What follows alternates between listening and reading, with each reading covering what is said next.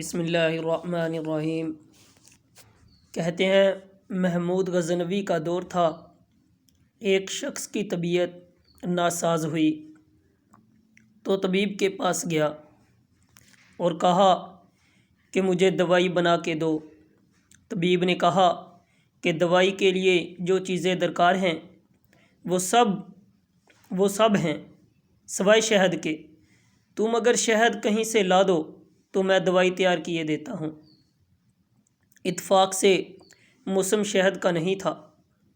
اس شخص نے حکیم سے ایک ڈبیا لی اور چلا گیا۔ لوگوں کے دروازے کھٹکھٹانے لگا مگر ہر جگہ مایوسی ہوئی۔ جب مسئلہ حل نہ ہوا تو وہ محمود غزنوی کے دربار میں حاضر ہوا۔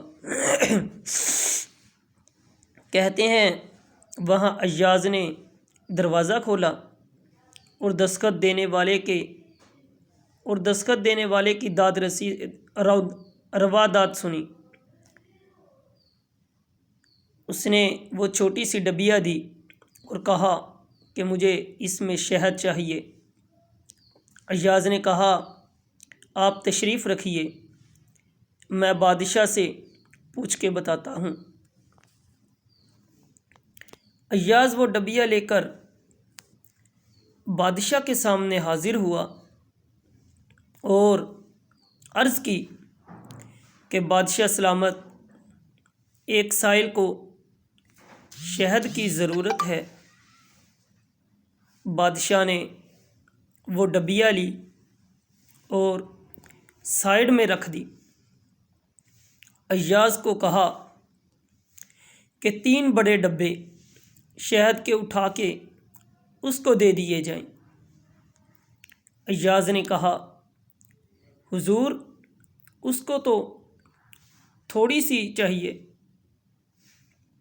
آپ 3 ڈبے کیوں دے رہے ہیں؟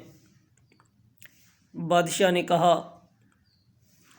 نے ایاز سے کہا ایاز وہ مزدور آدمی ہے، اس نے اپنی حیثیت کے مطابق مانگا ہے۔ ہم بادشاہ ہیں، ہم اپنی حیثیت کے مطابق دیں گے۔ مولانا رومی رحمۃ اللہ علیہ فرماتے ہیں آپ اللہ پاک سے اپنی حیثیت کے مطابق مانگیں، وہ اپنی شان کے مطابق عطا کرے گا۔ شرط یہ ہے کہ مانگے تو صحیح۔ ماشاء اللہ۔